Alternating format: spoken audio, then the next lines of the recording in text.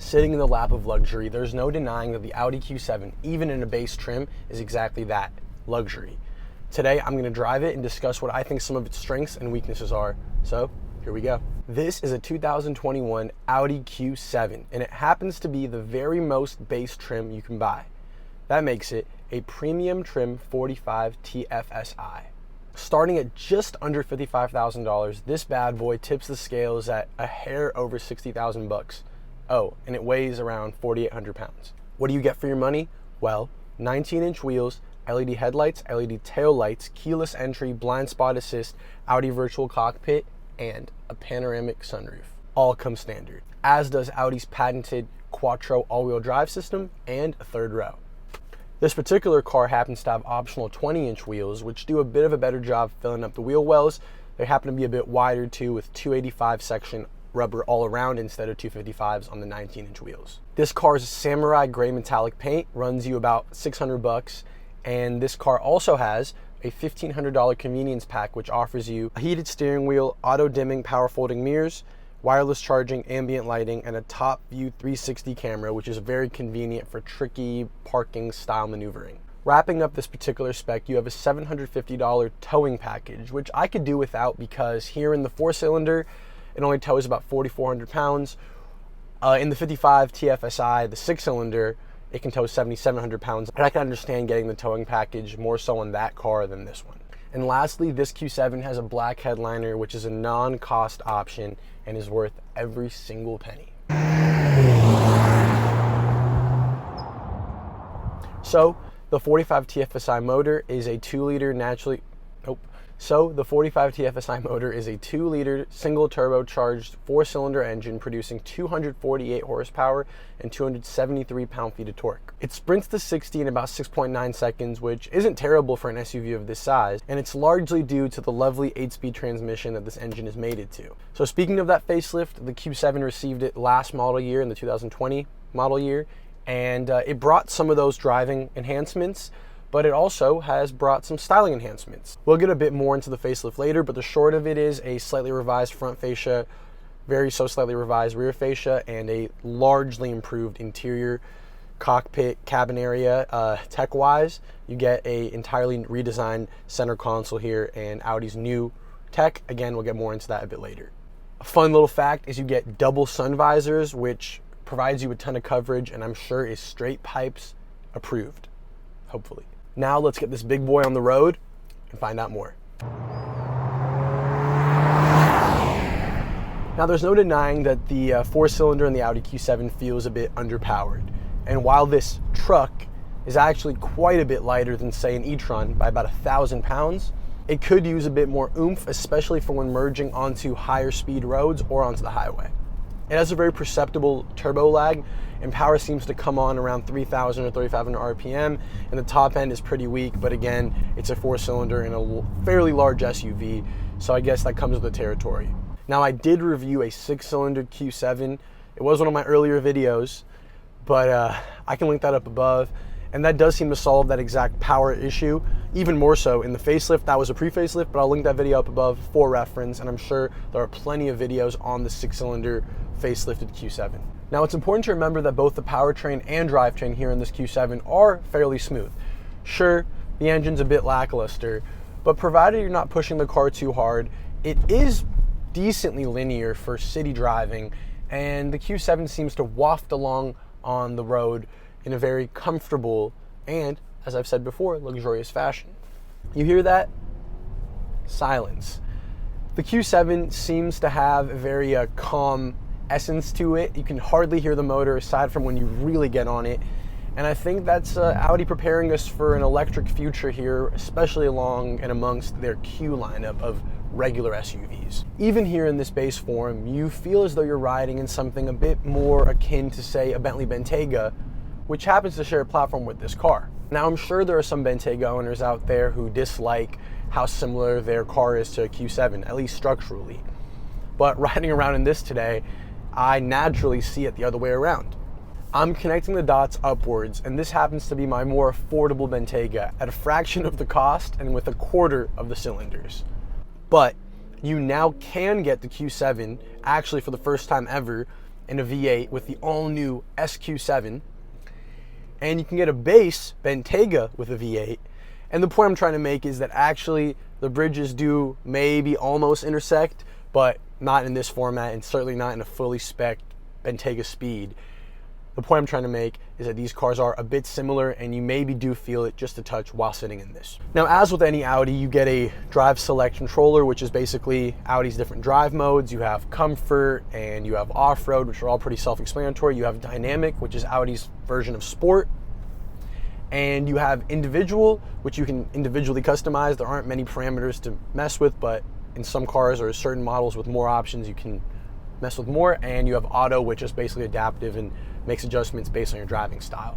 Now, I believe if this car had the adaptive air ride suspension, you could also have an all-road mode. It's crazy to say.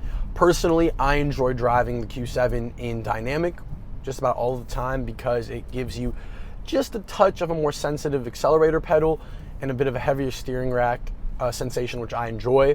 I leave the transmission in D though, and not in S, where it's constantly trying to hold on to gears too long. Now, moving on to the looks, the facelift looks quite nice, especially in the rear where you get slightly revised taillights, and you also get a nice piece of aluminum trim that connects both taillights. Unfortunately, and in very classic Audi fashion, you now lose real exhaust tips, which I believe, again, is another indicator that Audi is intending to slowly move more and more so towards EVs, if the entire Volkswagen fiasco wasn't enough of a sign already. Up front, you have a slightly different grille design. You have a bit of different intakes as well as revised headlights. None of it's breathtaking, but it too further aligns this car with the rest of the Audi lineup and embodies Audi's design language a bit more than the pre-facelift did. The side profile is nearly unchanged, and these optional 20-inch wheels add a certain touch of sophistication that I quite enjoy in a luxury SUV. Now, here on the inside of the Q7 is where some of the largest changes have occurred with the facelift, and I'm going to get right into them after an obligatory tall boy test. Now, Audi's center armrest in the back can never seem to fit a tall can, and I guess we're going to find out right now if they've somehow changed it with the facelift. And so without further ado, here we go.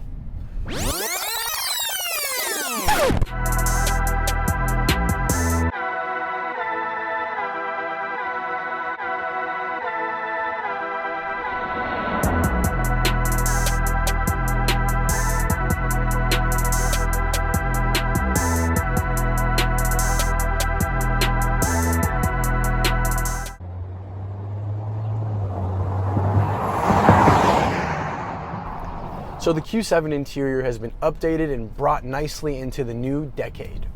Gone is the pretty small 7 or so inch screen that would pop out of the dash, and in its place is a slightly larger, more intuitive touchscreen that now actually sits lower in the center console instead of popping out of the upper dash.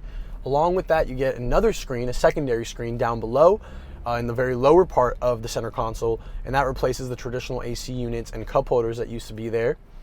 I'm a fan of both screens, and they've definitely grown on me. While Audi's new UI is certainly pleasing to use, from time to time I still find myself missing actual physical buttons. Now, both these screens do feature haptic feedback, which kind of bridges old and new together. Everything seems to be fairly intuitive. I'm sure within about 30 minutes to an hour, most people can figure out this entire system and know where they need to access things. And obviously having Apple CarPlay really helps to make this system very usable for those who are already accustomed to Apple CarPlay, even in a different car with a different UI system. Now, back to buttons for a second. Here on the premium trim, regardless of whether you get a 45 TFSI or a 55 TFSI, meaning a 4-cylinder or a 6-cylinder, you get matte black buttons here in the lower center console area near the tunnel. And you know, I don't mind matte black buttons in general, and I guess I technically prefer them to hairline scratch and fingerprint magnet piano black trim. That was a mouthful. But it's kind of frustrating when you have all of this kind of aluminum and then it goes into matte black plastic buttons, and then you still have a bunch of piano black trim. So it really makes the matte black buttons stand out in a way that I don't like, and in a way that doesn't feel quite as luxurious as the rest of this cabin. Obviously, in the premium, Plus, and the Prestige trims, they are aluminum. I think the same thing is true of the Q8, but I know in the e-tron, or I believe in the e-tron at least, they always come with the aluminum look, and I think that's what's throwing me off, is spending some time in the e-tron and then getting in here and going, oh, why are these, you know, black instead of aluminum? Audi's been doing this kind of thing for quite a while. Paddle shifters used to be aluminum, especially on the S and RS cars, and now they sometimes still come plastic, definitely in the S cars. And it's just these little things that I notice and I don't love, especially with your high touch point and things that are in your line of sight constantly, but it is what it is. But my little nitpicking aside, I really do enjoy Audi's virtual cockpit, which has been updated, I believe, in 2019 or 2020, certainly 2020 in this particular vehicle. And it's both a stylish screen to stare at a little bit, glance at I should say, while you're driving, as well as it offers enough customization options to leave even the most selective buyers happy. For me, leaving the large map open with the small tack and the small speedometer in a non-performance oriented vehicle like this is my favorite way to go, and it looks really cool. I don't necessarily need to know where I'm going. I just like looking down and seeing a really clean looking map. It just looks really fresh and feels like a nice technological touch here in 2021, moving into, or now that we're fully into the 2020s. Visibility is fantastic as always in the Q7. You have large windows, you have large side mirrors, you have a standard safety suite, blind spot detection, Audi Presense that all aid in that. This particular car, which has that $1,500 convenience package, has the Audi top view 360 camera, front camera, cameras on the mirrors, you know, cameras everywhere, and it gives you a lot of flexibility for slow maneuvers, and the car is just easy to drive. I think just about anybody could hop in this car and not be too concerned with its size. Not that it's absolutely massive, but it's just an easy car for anybody to drive. I firmly believe that. And the seating position is low and natural with a nice leather wrapped steering wheel. Nothing spectacular, but the entire seating position and driver experience is very in line with what you'd expect from a non-performance oriented, normal, in fact, low output luxury SUV here in this full-size class. The standout feature, at least to me, by far, is the space you get in a Q7 for its actual physical footprint. You have so much rear seat leg room, plenty of it, matter of fact. I can easily and comfortably fit behind myself, and I'm about 6'2". On top of that, I think you can very comfortably fit 5 adults in this car for a significant duration. The third row is perfect for kids, and I would say okay for smaller adults in a splash. I think I've squeezed in the back of I've squeezed in the third row of a Q7 once or twice. Not at all ideal for my height, but it is important to note that the second row can both lean a bit forward and slide a bit forward to modulate the space in the third row. I still think ideally you're putting a bigger person either in the second row up here in the front. The second and third rows both do fold all the way flat, leaving you a huge cargo area. And I think, again, this car, it's an appliance, it's a tool, and it's meant to be used as such. All in all, the Q7 does everything it sets out to do as a luxury SUV. Now, there's no denying that I would rather have the 6-cylinder. Then again, I'd rather have the V8 powered SQ7. But to deny that this 4-cylinder is sufficient and to take away from the standard all-wheel drive, the third row that's standard, technological savvy, and luxuriously comfortable ride would be downright criminal. If you want to haul the family around in what I call attainable luxury, then this would be a very solid choice.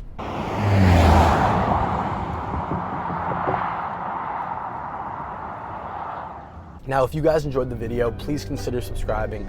New videos are coming out every single week. I would love it if you guys commented down below and let me know what you'd like to see. I'll try my very best to get it done. Got some sun. And on that note, this is Rio. Peace.